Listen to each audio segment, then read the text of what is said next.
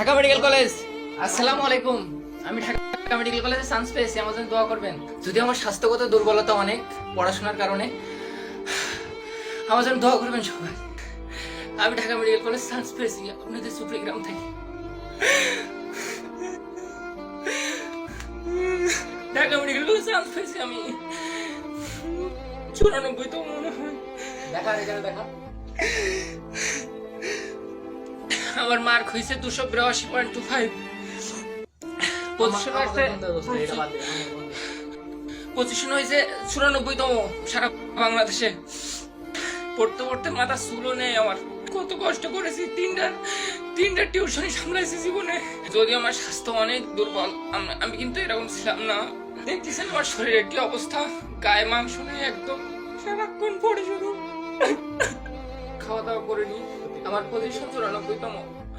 আর Dhaka medical college ধরিছে। আব্বা, আমি Dhaka medical chance পাইছি। আব্বা আমি 94তম হয়েছি। আব্বা মা কই?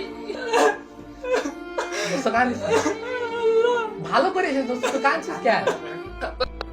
আব্বা তোমার স্বপ্ন পূরণ করতে পারিস। আব্বা আল্লাহর কাছে নামাজ পড়ো। সারা বাংলাদেশে 94তম হয়েছে আব্বা আমি। আব্বা তোমার ছোট ছেলে দেখো কি করেছে। কাঁদছিস না দোস্ত? আল্লাহ আমার মাথা করেছিল আব্বা। আল্লাহু আকবার। আব্বা আর কাঁদছিস না? ভালোভাবে কথা আব্বা বল। অনেকদিন বাড়ি যাইনি আব্বা, তোমার দেখিনি। আব্বা তুমি যেন আবার হার্টের সমস্যা করে না, তুমি একদম ভালো থাকো, নামাজ পড়ো। যাই হোক, আমার বন্ধু সবাই দোয়া করবেন, সে ডিএমসি তে চান্স পেয়েছে, বাংলাদেশে 94তম।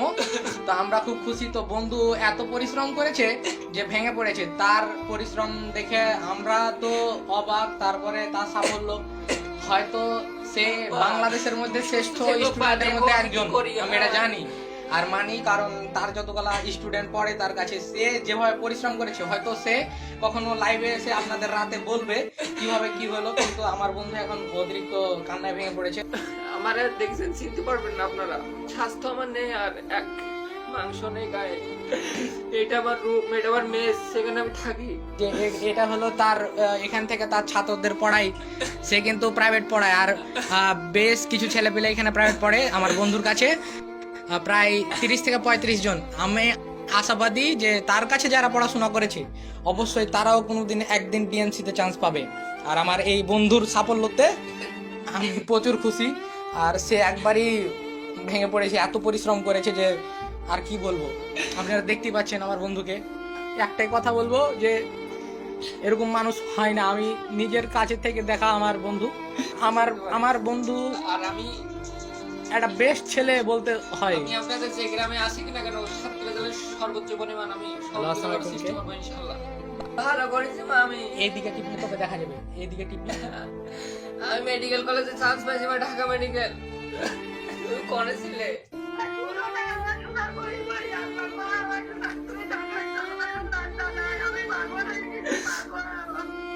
আমার টেনশন করি না মা, ইনশাআল্লাহ তোমার ছোট ছেলে পরিশ্রম বৃথা যায়নি।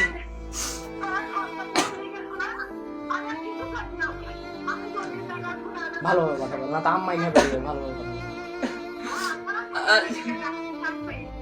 আন্টি কানতে মানা করেন, ও প্রচুর কানছে। মানে আপনি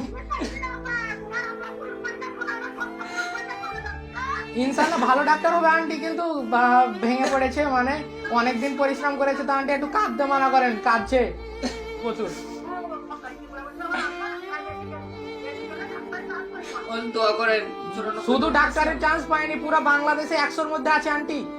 90তম আমি সারা বাংলাদেশে।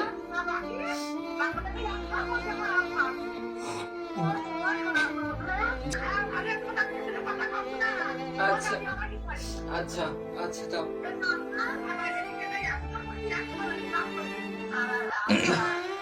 হ্যাঁ দাদি, আমি ভালো করিস। হ্যাঁ আসছি দাদি, দোয়া কর।